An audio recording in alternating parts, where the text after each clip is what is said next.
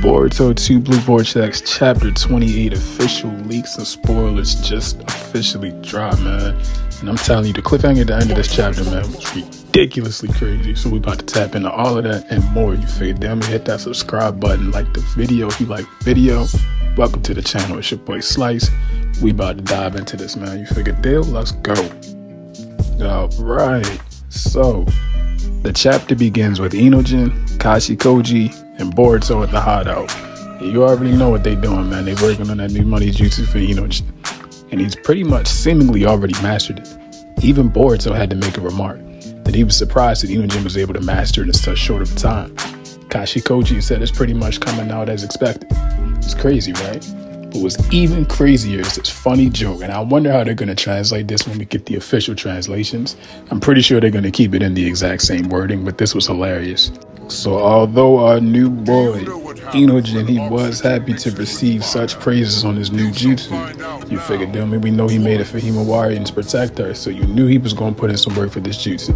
However, the minute the young Lord Boruto, the minute he said something, Inojin wants to have him, bro. He gave him the meanest side glare and he said, hold up. Boruto, let's get this straight. I'm only here for the Leaf Village and Himawari. I'm not here for none of that. I still have not forgiven you for being a traitor and what you did to the village and the Hokage. So just a side note that I wanted to mention, I mean, it's kind of obvious, but I felt as though it may not be that obvious to everyone watching this. So I just had to point it out because I had a simple reminder myself. And that's that Inojin, even though he is a singularity of fate, he also is still under the effect of omnipotence. He may, in fact, be the only singularity of fate who is under the effect of omnipotence. So just keep that in mind. But Boruto says the funniest remark ever, and Twitter has been going crazy with the memes. I'm gonna see if I can find some and put them here. Back to the convo though. Boruto said, you know what? That's cool as well, because neither have I accepted you as a comrade. And don't get it twisted. If you ever make Himawari cry, I'll shave that stupid haircut and I'll leave your head bald. Then you know, every chapter the young lord has got to drip with aura, and he's got to aura farm us. He immediately disappears using the flying Raijin technique right after that, leaving Inojin in shock and confusion, stating, wait, why would he say something like that to me? So we just see Kashikoji just giving a ridiculous look over to the side. The story or scenery then transitions to the point of view of the interrogation room. We see that Konohamaru seemingly is no longer under interrogation via Sai. They are now giving Konohamaru the boot and inviting Mitsuki in. And they also had to slither in something slick. We see Sai is not playing with Konohamaru. Not one bit, bro.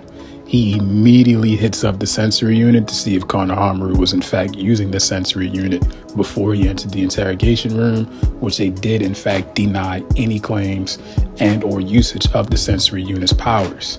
Sai's upset. He still knows something fishy is going on, but he can't necessarily put his finger on it, which is good. I'm not liking how Sai has this energy right now. Bro, where was this energy from Sai and Naruto Shippuden, bro? Like, am I missing something? Maybe there's a disconnect between me. Y'all can help me out in the comments down below, but I don't think we've ever seen Sai go this hard at all in Shippuden, bro. And it's kind of blowing me. So I forget the guy's name, but he literally just looks annoying. So, I mean, I guess they're doing that part right. He interrogates Mitsuki. He starts by saying, well, if it isn't Mitsuki, the infamous child of Orochimaru. When Boruto escaped and we had him held hostage, you were the closest one to him. So just due to that, I got a couple questions for you. As we see Mitsuki glaring menacingly, we get another point of view change over back to Boruto, and he seemingly has his sword back in 100% condition. We then see that he actually was using the flying Raijin technique to pull up on Sumire. That's hard, bro. I'm not gonna lie, I am liking the Sumito, Borumuri, whatever. Don't get me wrong, I still want him to end up with Sarada. And for obviously plot purposes, I mean, he should end up with Sarada. And if there was to ever be a spin-off of Boruto, the child of Boruto and Sarada would probably be literally the most OP being ever. I mean, it's only right. If we're trying to set up a third sequel. Fourth sequel, I don't know, bro. But you see what I'm going for. It only makes sense. But still, I do like the bond that Sumire and Boruto have. Sumire lets Boruto know that she completely revamped his sword, and the only thing that is the same as previous is the guard. Sumire actually made an adjustment to the blade to where Boruto uses the Uchiha style cloak. All he has to do is just grip it, pause, activate the jutsu, and the sword will maintain it by itself. Boruto noticed, that's cool, but it's draining my chakra. But Sumire intended for it to drain his chakra. That way, if he loses focus, it won't happen like it did last time. Remember, the sword only chipped because Boruto lost focus, which then lost the Uchiha style cloak, which made the sword shatter. Now he doesn't have to worry about that anymore. With the benefit plus factor of it absorbs his chakra, but then is low-key on some Samihara stuff. If anyone that Sumire has not registered as a valid user to wield that sword, which in this case will be Sumire herself, considering the fact that she was the one that made the manufacturers to it, obviously she wouldn't want her own chakra drained. Boruto and Sasuke. So Sasuke/Boruto's sword is now officially a scientific ninja tool with built-in safety measures and procedures. That's lit, man. But there's also something else, and we will theorize. Look, man, I'm sorry I've been bluffing on the theory videos, bro. I gotta snap out this lazy spell. I promise you, I've been cooking. I just ain't been putting it to the books. You figure deal? Hey, man, look, y'all gotta motivate me, man. Help me get to 100 subs, and I will stop gatekeeping them theory videos, man. How about that? Help me help y'all, fellas.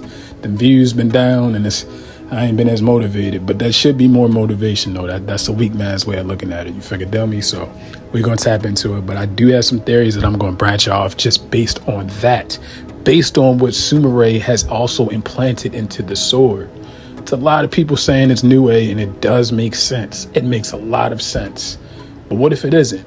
And we'll dive into that and more later. So we then get our first shot of Shikamaru and Shikadai. And Shikamaru is explaining the mission and what he intends to do this operation. And he's intending to be on Boruto's side. And Shikadai even states, so you're planning to do that while siding with this bastard Boruto.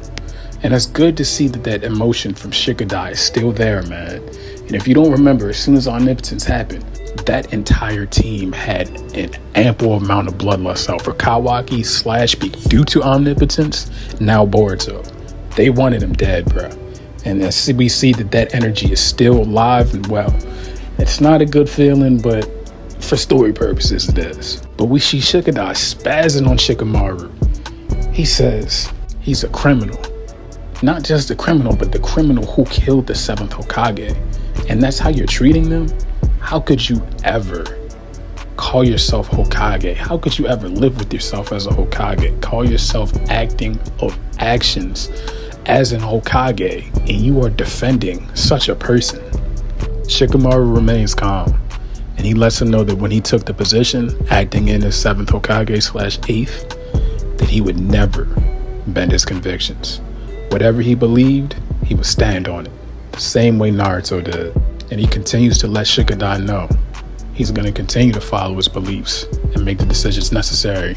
Whatever that results in, he's just going to stand on it.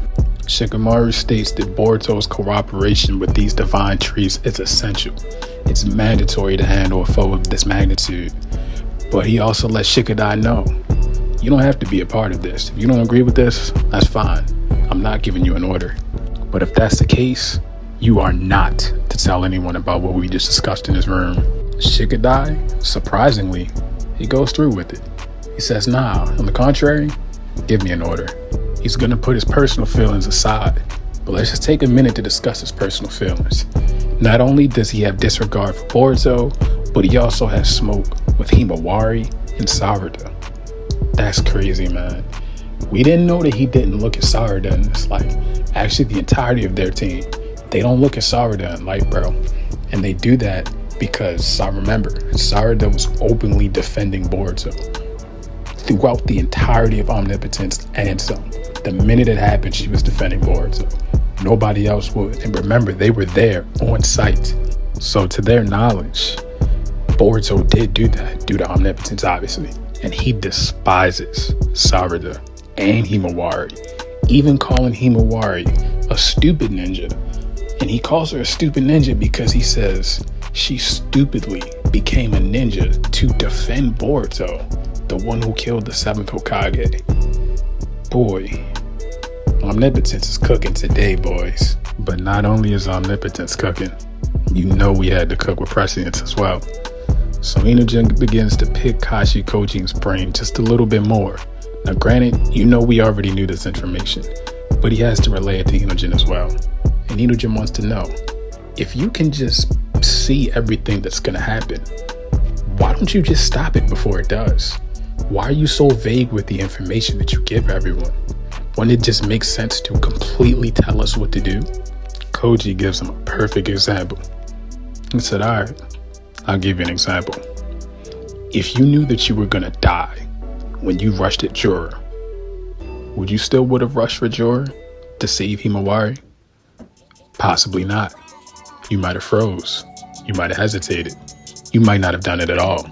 And just to branch on that a little bit further, let's say you didn't do it at all and you survived. Himawari would have never awakened her powers. See where we're going with this? Inojin looks as if he gets it, but Koji actually elaborates just a bit further. And he says, the future that he sees, the minute he tells it to someone, it's always going to change, even just by a little bit. So keep that in mind. With how powerful prescience is, every bit of information, that is also why Koji is only providing but so much information, because we need a guaranteed outcome. We need the outcome to be the same with little to no interference. So the only way to compensate with that is providing little to no detail. That's just how it works. Even if you were to tell someone with the utmost greatest of intentions for the scenario what the scenario's outcome may be, that doesn't mean that they may not make a choice that will drastically affect the outcome of said predicament or situation. The singularities of fate, those who know the future outcomes of these situations and scenarios, their awareness and actions greatly affect the course of events that follow, for better or for worse. To summarize everything, the more singularities of fate, the more unpredictable the outcomes of each and every scenario will be, just due to the fact that that's another person who may change. Even in the slightest bit, they may change a subtle outcome of it. And the more and more, you're changing a higher and higher percentage or probability of that outcome no longer even being a possibility, which would then deem prescience useless. Inojin's super nervous at this point. You can see it all in his face in his dialogue. He states, so basically you're just being vague with information because in theory, if we just go with the flow, things will likely go in the direction that you have foreseen, which is a good direction. Peep how I emphasize good. Koji doesn't state anything, but then he follows up. If you do just go with the flow, you'll never know whether your choice was right or wrong until we see the outcome. And that he believes that he has conveyed and relayed all of the necessary information to everyone as far as this next fight and this next arc. And in regards, at the end of the day, it's up to Shikamaru and Boruto to make sure that this future happens that Kashi Kojin foresaw. Now, I'm not gonna lie, this next panel right here, they super cooked. But what I would have done, because this is just a possibility of what may come, not even a possibility, one of these two scenarios are going to come according to Kashi Kojin. And obviously, we see Ada wrapped in the divine tree. Now this means an ample amount of things.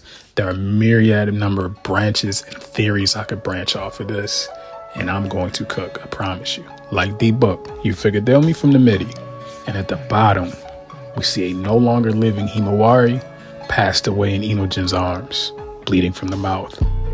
No matter what, one of these two scenarios are going to happen during this Mamushi invasion. But remember, the way the Matsuri and Ryu arc went, even though it ended on a positive note, it wasn't supposed to end like that. It just so happened to be fate working out in their favor. So let's just take it with a grain of salt. Most likely, the two of them will survive. But it's just that room of a possibility that one or the other may go. We don't know how it's gonna go. That just sets up so many crazy parallels. And of course, the number one question is, what happened to Daemon? We all know Daemon will not ever leave Ada's side. But what if Mamushi? What if this bug Shinju is so powerful? He was, in fact, able to fully counter Daemon, getting rid of him and Ada all in one sitting, and then maybe even possibly eating Ada. We don't know, bro. And just due to the fact that we don't know, once again, that just makes it all the more crazy. They were cooking this chapter, bro, and we're not even close to being finished. Koji reiterates, if we do change this, let's change this to where the future is either going to be Ada or Himawari dying. And we can just see Inojin with the same face that all of us had when we saw those two panels. We get another scene switch back to Shikamaru. Shikamaru's getting a decent amount of screen time this chapter. I love it. That's my dog. You figured out me? But Shikamaru is in contact, and he's letting everyone know, via Inojin's new jutsu, by the way. He's in talk with Team 10, Delta, Boruto, Team 7, and even Amato, which I was very surprised he kept him in the loop. That may or may not be a bad thing. I'm calling it now. Let's just keep that in mind. And he states that everyone involved in this conversation is not currently hostile towards Boruto at this given moment. He also had to emphasize at this given moment, he lets everyone know that no matter what, Boruto is still an enemy to the Leaf. So even though we're helping him, we have to not only help him and assure that his movements are precise and he could do what needs to be done to defeat the Shinju, but we also have to make sure that we ourselves are also on alert against the Shinju. That's when he drops the announcement that they are actually all communicating via Inojin's new jutsu. I said that before, but I might as well just bring it up again. So Shikamaru explains the threat. Mamushi, as we all know, he can cloak his chakra detection and he can split himself into multiple bodies. But then he begins to elaborate why they're using Inojin's new jutsu and why, in fact, Inojin's new jutsu is perfect for the fight against Mamushi. So obviously, just like the regular mind transfer jutsu technique or mind transfer transmission technique, they can still communicate with each other remotely or mentally. The only difference is, which is a huge difference by the way, each person involved in the link acts as if a receiver. And what they can do now, thanks to Inojin, is they can detect the vibration of any object within the vicinity of any of them.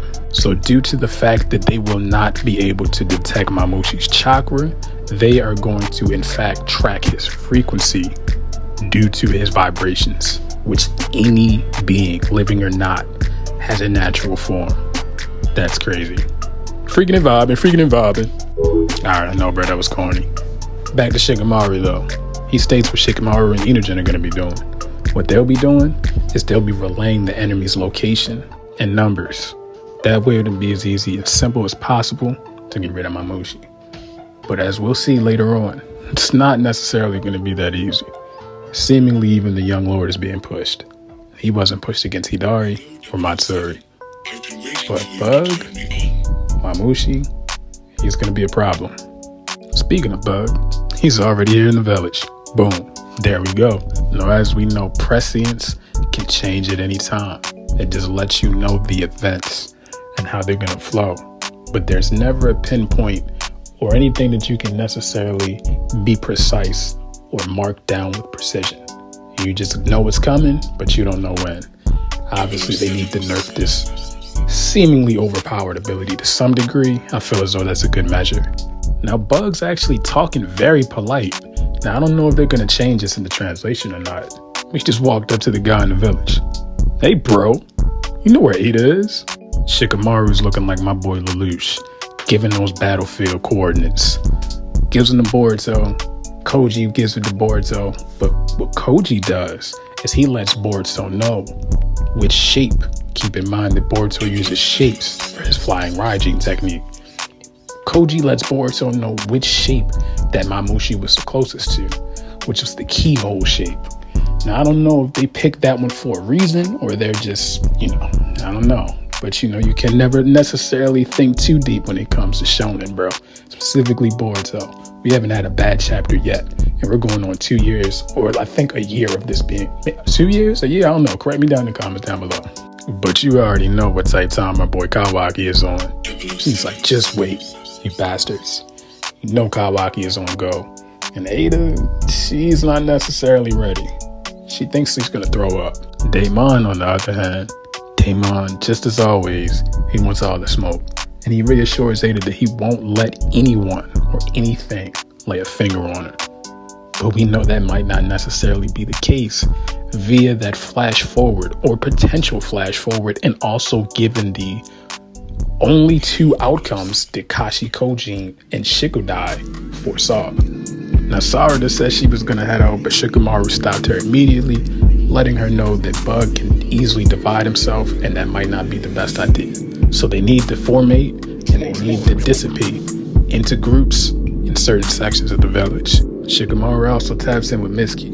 He's trying to see what he's doing, but he's still jammed up in the interrogation room. He tells him to just hang tight. And we also figure out what Kawaki is going to be doing on this mission. Apparently, he's going to be supporting Boruto from the back line. I'm curious to see how this is going to go. But considering the fact that they work together in the Sand Village, this might not go as rough as I think. I think the village may actually be okay or content with letting the 2 of them fight together. Just considering the fact that they are the 2 strongest in the village, it would only make sense. But keep in mind, they did say we are already actively expecting some sort of interference from the village. Just due to Boruto being a traitor, we know they're going to try to get him and nab him up when they can.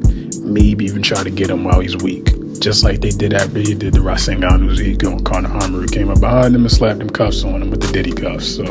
But just as we were talking about Mamushi dividing, it's seemingly already too late. A second Mamushi has already popped up. And the Leaf villagers, they're in shock. They said it's 2 perverted old men now. One Mamushi says to the other, I'm fine with you going to kill him, but let's just make sure we don't wreck the village. I really don't feel like hearing Jorah's mouth. So they are going to try to be weary of their destruction to the village, but they also can use that into their advantage. Now, who I mean by they, at first I was talking about Mamushi and the clones, but now I'm talking about the Hidden Leaf. They could use that to their advantage. Given the more Mamushi clones they make, as we learned last chapter, he's going to get dumber. He may potentially forget, but also remember that Koji stated this and said that he cannot forget instinctual fear. We're going to see, man. We're going to see. And just to elaborate, that instinctual fear would be his fear of Jorah. Just thought I would add that in there just in case it went over your head. We see the young Lord Boruto. That's the next panel. He's our farmer per usual. Pops up, flying Rajin, slicing and dicing the Mamushi clone. But unfortunately at this point, we only got 2 more panels left. We got another one of him getting beat by Mamushi and he's seemingly hurt. And then the last one. It looks like Boruto, the young lord, is seriously struggling with Mamushi because he had to resort to using the karma. Now granted, remember a couple chapters ago, seemingly, Momoshiki and Boruto came to an agreement that Momoshiki would allow Boruto to use his power in order to defeat Jorah. And when Jorah is defeated, Momoshiki will take over his body. And the ending text pretty much elaborates on that and doubles down.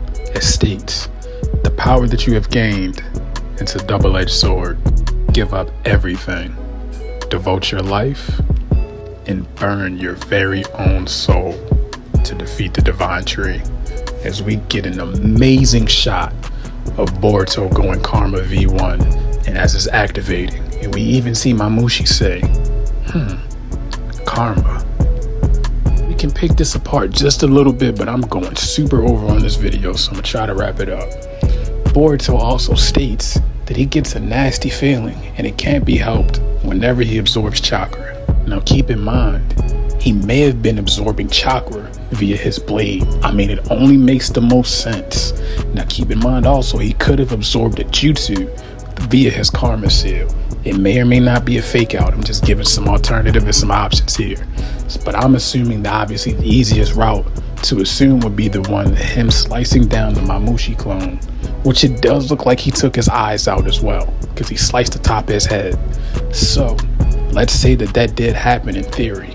By default, every enemy that he slashes down, he's gonna absorb their chakra. Just keep that in mind. That could be a huge drawback for that sword in regards to Boruto and Momoshiki's pact. Who knows? They might not keep each other's promise.